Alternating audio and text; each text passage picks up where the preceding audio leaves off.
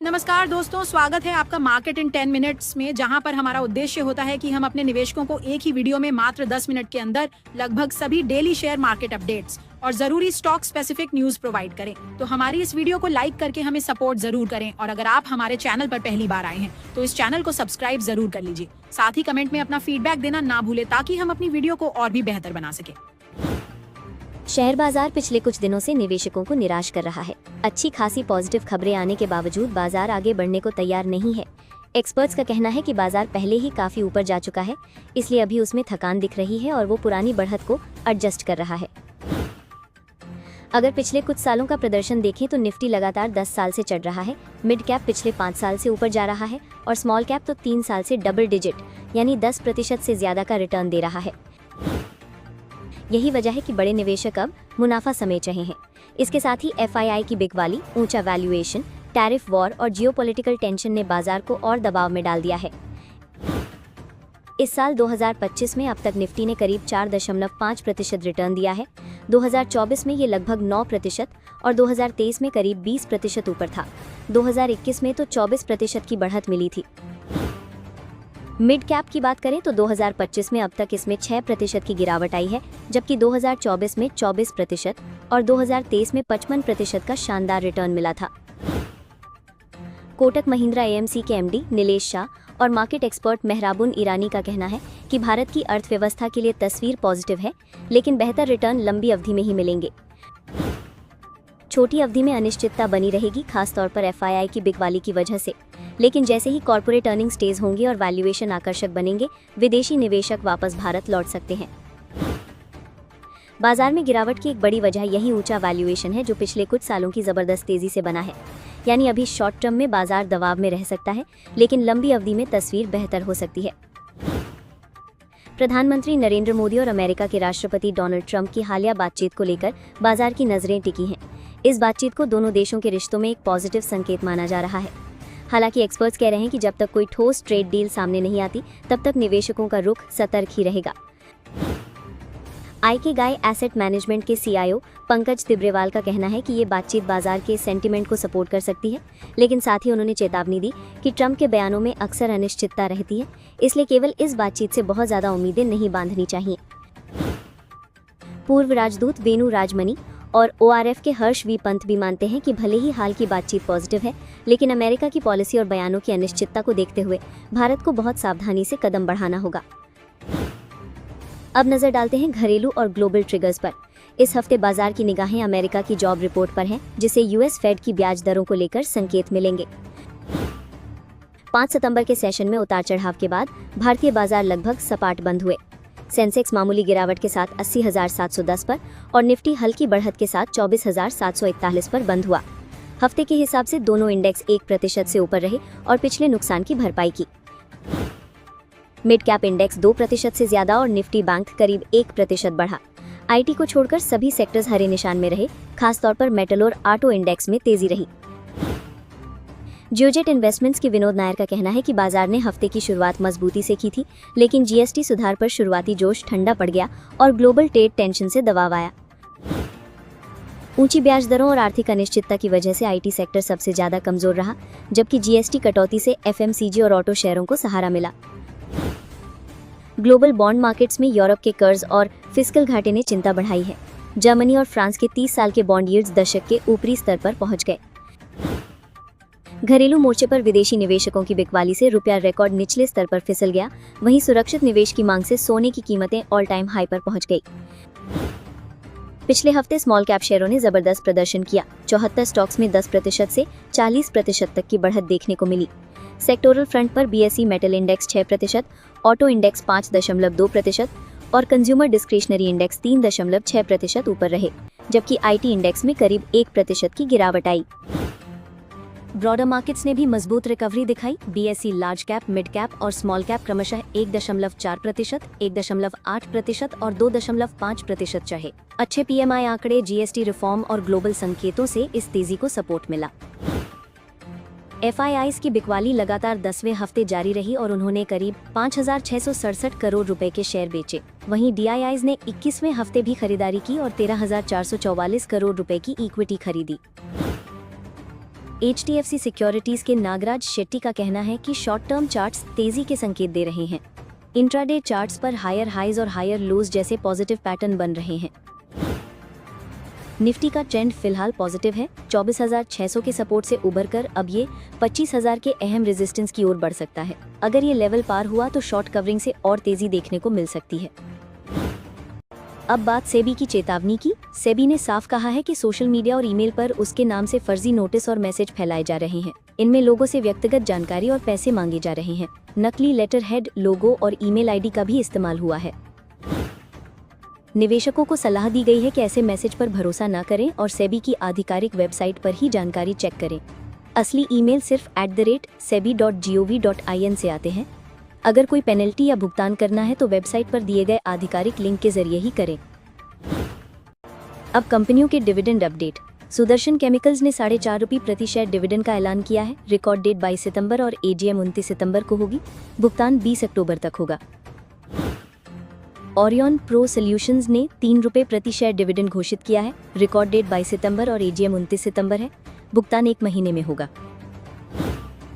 पराग milk foods ने ₹1 प्रति share dividend तय किया है। रिकॉर्ड डेट 22 सितंबर और भुगतान 29 सितंबर से शुरू होगा।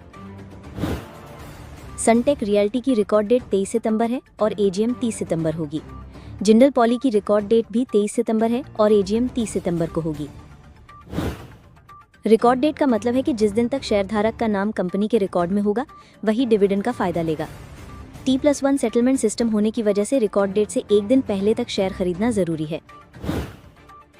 अब आईपीओ अपडेट। अगले हफ्ते 10 सितंबर को एक ही दिन 3 बड़े आईपीओ खुल रहे हैं। Shringar house of Mangalsutra, Dev accelerator और अर्बन कंपनी। ये आईपीओ 12 सितंबर को बंद होंगे। अलॉटमेंट 15 सितंबर और लिस्टिंग 17 सितंबर को होगी। श्रृंगार हाउस ऑफ मंगलसूत्र का साइज 400.95 करोड़ रुपए है। इसका प्राइस बैंड 155 से 165 रुपए है और ग्रे मार्केट में करीब 14% प्रीमियम पर है। देव एक्सेलरेटर का आईपीओ 143.35 करोड़ रुपए का है। इसका प्राइस बैंड 56 से 61 रुपए है और ग्रे मार्केट में 15% प्रीमियम पर है। अर्बन कंपनी का सबसे बड़ा आईपीओ 1900 करोड़ रुपए का है। प्राइस बैंड 98 से 103 रुपए और ग्रे मार्केट में 23% प्रीमियम पर है। कंपनी घाटे से निकलकर अब प्रॉफिट में आ चुकी है। अगले हफ्ते कई कंपनियों के शेयर एक्स डिविडेंड होंगे। इनमें SAIL, HUDCO, RBL bank, Titagarh rail systems, Birla corporation और फोर्स मोटर्स शामिल हैं। सेल ने 1.60 रुपए प्रति शेयर डिविडेंड तय किया है। रिकॉर्ड डेट 9 सितंबर है। HUDCO और RBL बैंक की रिकॉर्ड डेट भी 9 सितंबर को है। कोचिंग शिपयार्ड ने 2.25 रुपए प्रति शेयर डिविडेंड घोषित किया है। रिकॉर्ड डेट 12 सितंबर है। IRCON international, garden reach ship builders, Kajaria ceramics और गुजरात स्टेट पेट्रोनेट की रिकॉर्ड डेट 8 से 12 सितंबर के बीच है। निवेशक मुकुल अग्रवाल ने जून तिमाही में कई नए स्टॉक्स शामिल किए हैं। Valor Estate, JNK bank, Sharda energy and minerals, वेंड, Tatva Chintan pharma, Yatharth hospital, one source speciality pharma और मोनोलिथिक शामिल हैं। अमेरिका और भारत के बीच टैरिफ को लेकर चल रही खींचतान का असर अब साफ दिखने लगा है। बड़ी बड़ी कंपनियों की कमाई पर सीधा असर पड़ रहा है और यही डर अब इंडियन एक्सपोर्टर्स को भी है। कनाडा की बड़ी कंपनी लुलुलेमन का शेयर एक ही दिन में करीब 18.5% गिर गया। कंपनी ने कहा कि ट्रंप के टैरिफ की वजह से उनका सामान महंगा हो रहा है और अमेरिका में बिक्री तेजी से स्लो हो गई है। कंपनी का परफॉर्मेंस बहुत खराब नहीं था, लेकिन उन्होंने अपनी गाइडेंस यानी आने वाले वक्त की कमाई का अनुमान घटा दिया। इसका मतलब है कि आगे भी बिजनेस कमजोर रह सकता है। इसी डर ने शेयर को धड़ाम कर दिया। ये सिर्फ लुलुलेमन की कहानी नहीं है। अमेरिका में बड़ा बिजनेस करने वाली बाकी कंपनियां भी इस झटके से बच नहीं पाएंगी और यही हाल हमारे इंडियन एक्सपोर्टर्स का भी हो सकता है, क्योंकि उन पर 50% तक टैरिफ लगाए गए हैं। अब दिक्कत यह है कि पहले जो कंपनियां $100 की कमाई कर रही थी वो अब सिर्फ $70 कमा पा रही हैं, यानी करीब 30% का सीधा नुकसान। ऐसे में एक्सपोर्टर्स की मांग है कि RBI रुपया कमजोर करे ताकि डॉलर से मिलने वाला पैसा बढ़ सके। फिलहाल डॉलर के मुकाबले रुपया 88 के आसपास है, लेकिन एक्सपोर्टर्स चाहते हैं कि इसे 103 तक गिराया जाए। ऐसा हुआ तो उनकी डॉलर की कमाई रुपयों में ज्यादा कन्वर्ट होगी और घाटा कुछ हद तक कम हो जाएगा। लेकिन RBI के लिए यह आसान फैसला नहीं है। अगर रुपया बहुत कमजोर हुआ तो देश की करेंसी की साख गिरेगी और विदेशी मुद्रा भंडार यानी फॉरेक्स रिजर्व्स भी घट सकते हैं। 11 सितंबर को एक्सपोर्टर्स और आरबीआई गवर्नर की मीटिंग तय है। इसमें रुपया कमजोर करने के अलावा लोन रीपेमेंट और नए मार्केट्स के लिए सपोर्ट जैसे मुद्दे भी रखे जाएंगे। सरकार भी इस मामले में फंस सकती है क्योंकि अगर रुपया ज्यादा गिरा तो विपक्ष इस पर जोरदार हमला करेगा। ऐसे में आरबीआई के सामने मुश्किल है कि वो एक्सपोर्टर्स को राहत कैसे दे और करेंसी की साख भी बची रहे। कुल मिलाकर ट्रंप के टैरिफ ने एक ऐसी स्थिति खड़ी कर दी है जिसमें बड़ी कंपनियां तो पहले ही फंस चुकी हैं और अब इंडियन एक्सपोर्टर्स भी आरबीआई से मदद की गुहार लगा रहे हैं। आज बाजार थोड़ा उतार चढ़ाव वाला रहा। दिन में गिरावट के बाद रिकवरी भी दिखी और आखिर में निफ्टी 50 बंद हुआ 24,741 पॉइंट पर, यानी लगभग फ्लैट। बैंक निफ्टी भी इसी तरह फ्लैट क्लोजिंग पर रहा। अमेरिकी बाजार की बात करें तो वहां जॉब्स और बेरोजगारी का ताज़ा डेटा कमजोर आया। इसी वजह से डाउ जोन्स 0.48% गिर गया। हालांकि नैस्डैक कॉम्पोजिट ने पूरे दिन कमजोर रहने के बाद भी फ्लैट क्लोजिंग दी। गिफ्ट निफ्टी का मूव दिलचस्प रहा, जहां निफ्टी 24,741 पर बंद हुआ, वहीं गिफ्ट निफ्टी 24,833 पर बंद हुआ, यानी लगभग 92 पॉइंट ऊपर। इसे बाजार के लिए पॉजिटिव संकेत माना जा रहा है। क्रूड ऑयल की कीमतों में करीब 2% की गिरावट आई। ये भी भारतीय बाजार के लिए राहत की खबर है क्योंकि महंगे तेल से इकोनॉमी पर दबाव बढ़ता है। फॉरेन इन्वेस्टर्स यानी एफआईआई जुलाई और अगस्त में लगातार भारतीय बाजार से पैसा निकालकर अमेरिकी बाजार में निवेश कर रहे थे, लेकिन अब अमेरिका के कमजोर आर्थिक डेटा के बाद संभावना है कि वहां बिकवानी हो और पैसा फिर से भारत की ओर आए।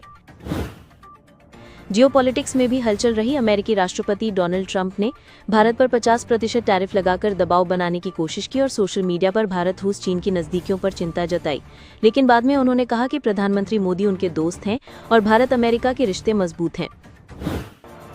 मोदी जी ने भी सोशल मीडिया पर ट्रंप की बात का सकारात्मक जवाब दिया और दोनों देशों के रिश्तों को फॉरवर्ड लुकिंग पार्टनरशिप बताया। इसने बाजार को थोड़ी राहत दी। मार्केट एक्सपर्ट्स का कहना है कि ये सकारात्मक संकेत बाजार की भावनाओं को सहारा दे सकते हैं, लेकिन असली फर्क तभी पड़ेगा जब टैरिफ विवाद का हल निकले। अभी निवेशक सतर्क रहेंगे। भारतीय निवेशकों के लिए एक और राहत यह है कि जीएसटी दरें फिलहाल कम हुई हैं। सरकार इसे तुरंत बढ़ाने के मूड में नहीं है, तो इसका सीधा फायदा आम लोगों और कारोबारियों को मिल रहा है। कुल मिलाकर फिलहाल माहौल बेहतर होता दिख रहा है।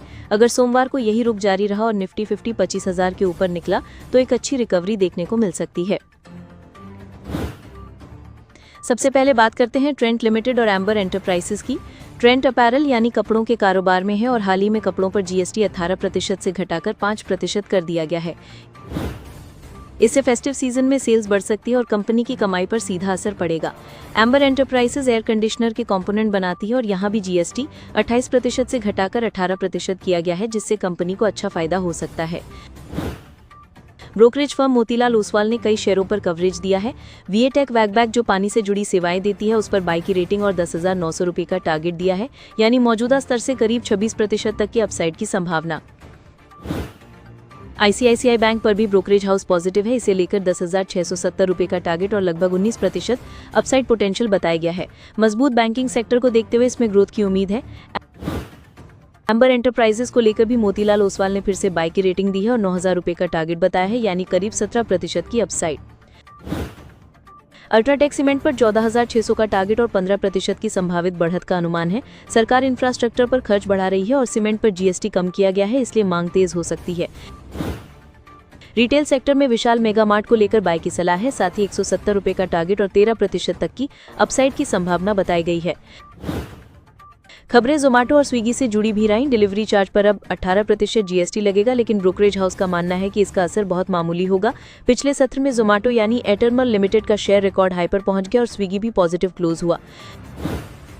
छोटे मगर दमदार स्टॉक्स में मॉसचिप टेक्नोलॉजीज पर नजर रखनी चाहिए। ये कंपनी सेमीकंडक्टर चिप्स बनाती है और भारत सरकार के नए सेमीकंडक्टर मिशन से इसे बड़ा फायदा मिल सकता है। पिछले 6 ट्रेडिंग सेशंस में ये शेयर लगभग 48% चढ़ चुका है।